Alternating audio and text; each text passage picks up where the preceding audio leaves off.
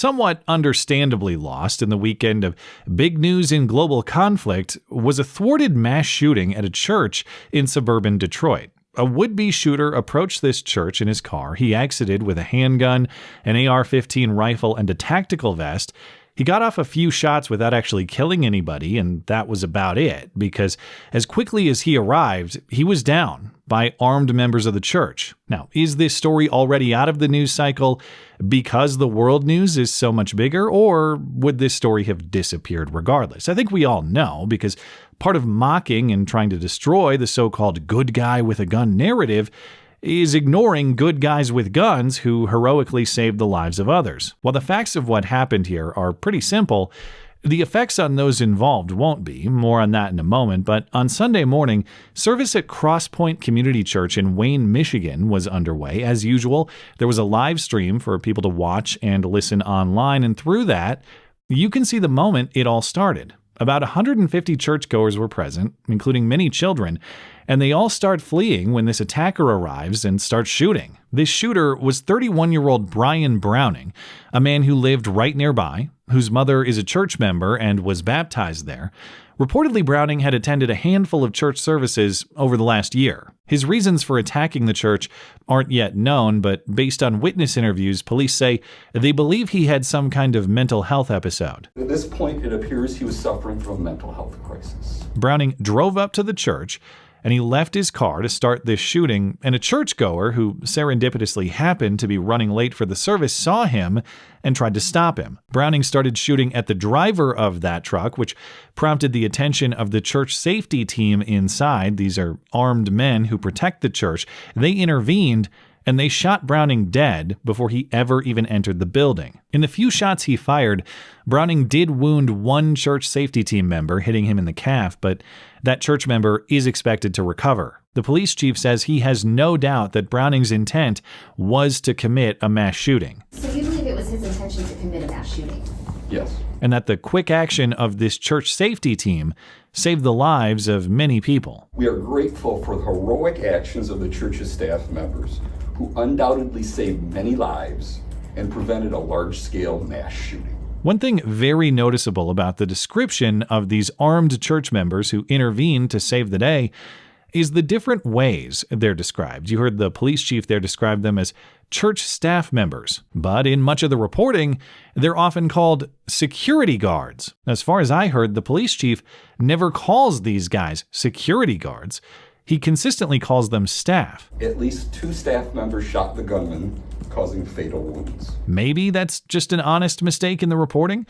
Maybe that's just using a term these reporters consider to be synonymous. Maybe I'm just splitting hairs ridiculously. Cynically, though, I think that language choice is intended to create a false impression. Security guard implies professional. It implies a third party hired to provide security for that facility. These aren't security guards in that way. These are members of the church who have taken responsibility for security themselves. If you do find that point clarified, it'll be many paragraphs deep in the reporting. These security team members are not commercial guard service employees. So they're not security guards in any professional sense. They're just guys who protect themselves and others.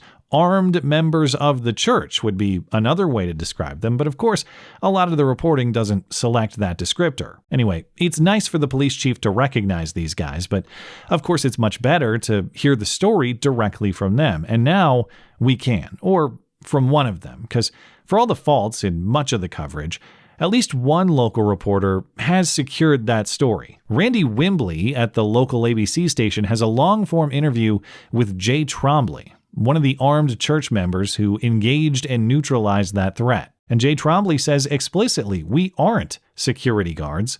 We aren't police. We aren't military. We're just guys who take responsibility for our community. Are most of you guys, or all of you guys, civilians? Yes. So not law enforcement, not military. That would be jarring for a lot of people to think that regular people can develop the skill set to respond properly, appropriately to a threat like you guys experienced Sunday. What would you say to that? I can understand that. Well, as shocking as it may be to think that people can take responsibility for their own security, Any understanding otherwise is pure delusion, because whether you accept that responsibility or not, it will still be up to you. And that is Jay Trombley's primary point. When a threat strikes, you are the first responder, because nobody can be there more quickly than you when you're already in it. What's the one thing you want people to walk away with when it's all said and done? You are your own first responder. You are the first person on scene. Doesn't matter whether it's someone trying to hurt you, an injury, something. You are your first responder. The police will be there soon. The ambulance will be there soon.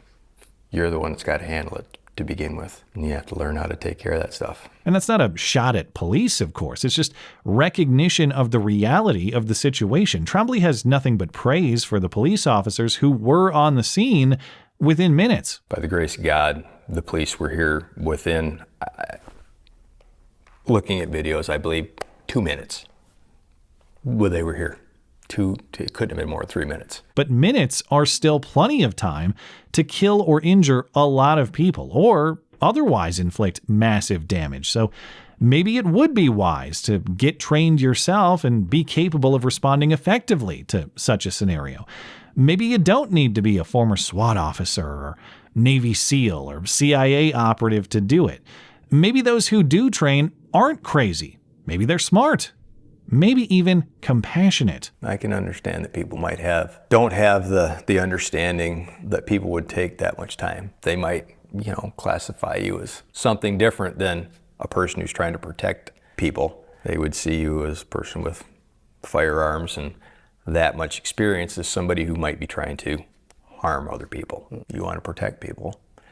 You learn how to protect people. And maybe the people who have to realize the purpose of that training and actually deploy deadly force to stop a deadly threat, maybe they don't actually hope for that conflict. Maybe they aren't bloodthirsty, tough guys just looking for a fight. Maybe they will live the rest of their lives with the burden of what they were forced to do, since the only thing worse would have been to allow the evil to continue. Trombley says a lot of profound things in this interview, but what he says toward the end is particularly powerful. He's not celebrating his own heroism.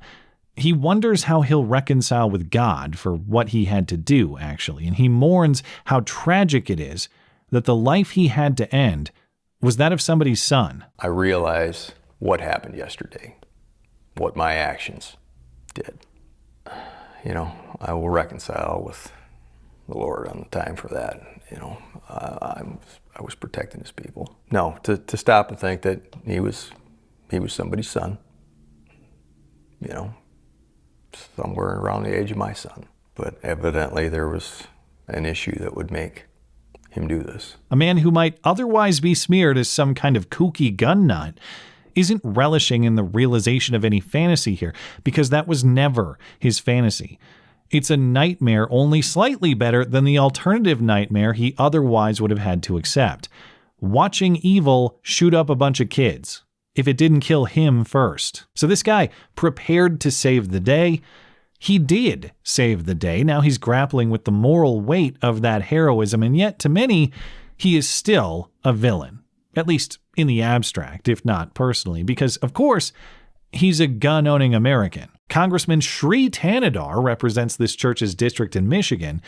If you don't remember him from his Bollywood Bieber-like hairstyle, you may remember him from his SNL skit-like announcement that he's trying to impeach Trump. Donald Trump has already done real damage to our democracy. It's time we impeach Donald J. Trump. He tweeted Sunday night, before all the details were even out, "This event is yet another example of the need for strong gun control laws to ensure the safety of everyone.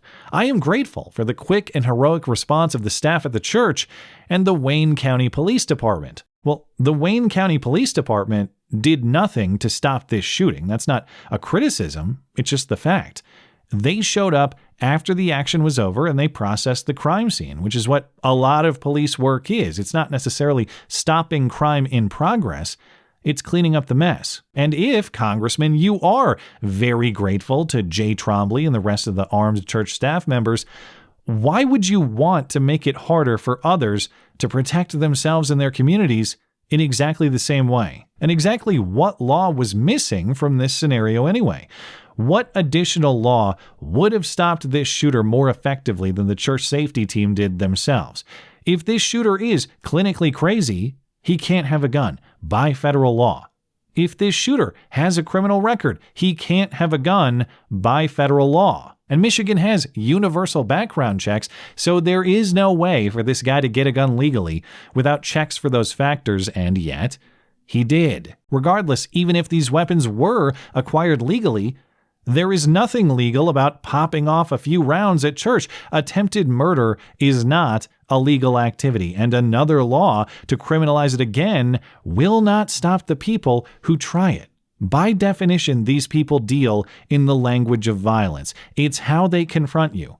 So it's how they must be confronted. And the right for these churchgoers to protect themselves is already legally compromised anyway. In Michigan, even concealed carry permit holders can only carry guns at churches if they have the approval of church leadership. So let's say years ago, when Jay Trombley and the other guys first approached this church leadership with the idea of forming an armed safety team. A decade ago, 2 men at this church brought this to the leadership to start this team. Let's say instead of saying yes, church leadership said no, because after all, guns are scary and dangerous and only for SWAT, CIA, SEAL operators. So Jay Trombley opted to carry a gun himself independently, and he stopped that shooter the exact same way. Well, without approval from church leadership, he could be prosecuted by these same deranged anti-gun Michigan politicians. Oh, I'm so grateful for the heroes, says Sri Tanadar. But if that hero makes even one small mistake, I'm locking him up with the villains. The philosophy, of course, that Sri Tanadar and the Michigan legal structure and the security guard journalistic phrasing all want you to assume is exactly the opposite of the wisdom that Jay Trombley is offering us. He says you are your own first responder. They say, hey, don't worry about it. Count on somebody else to respond for you. If everybody at that church bought that thinking and took that advice, there's a very high probability they're dead today as a consequence. But instead, the church thought otherwise. Maybe it would be wise to protect ourselves, and so they're still alive to recover with their families. That singular decision a decade ago converted a tragedy into a future. It stopped evil rather than surrendered to it. It made the biggest problem of the day the weight on a good, godly man's conscience, instead of children taken permanently from their families. And Jay Trombley's concerns are very admirable, but I don't think anyone else questions what God will think of him. His heroism is exactly what's required when confronted with such evil. The one thing that always has been in the back of my mind, the question, if I hear that noise, will I run to it or will I run from it? I answered that question yesterday. I don't know that there was a thought process. I knew, it was muscle memory to go to take care of the threat. I think we all hope that we could do the same. Not just the heroism, but grow such a glorious handlebar mustache too. If I'm a bad guy and I see that coming to stop me, I know it's already over. So God bless him, because this man has surpassed even Wyatt Earpian levels of criminal intimidation. Thanks as always for listening and for supporting this channel. Always appreciate that thoughtful discussion down below, and especially over on X. That is at ML Christiansen. You're always welcome to coming out and chat in my live streams as live on Wednesday and Sunday nights. Looking forward to it. Goodbye. If you made it all the way to the end of the video, that means you probably found some value in the video. If you found some value in the video, please consider supporting my material. You can do that one time or recurring for as little as $1 a month. It not only helps me sustain, but it helps me pay the people who make my videos possible. Linked in the description for you, mattchristiansenmedia.com/support. Thanks for listening.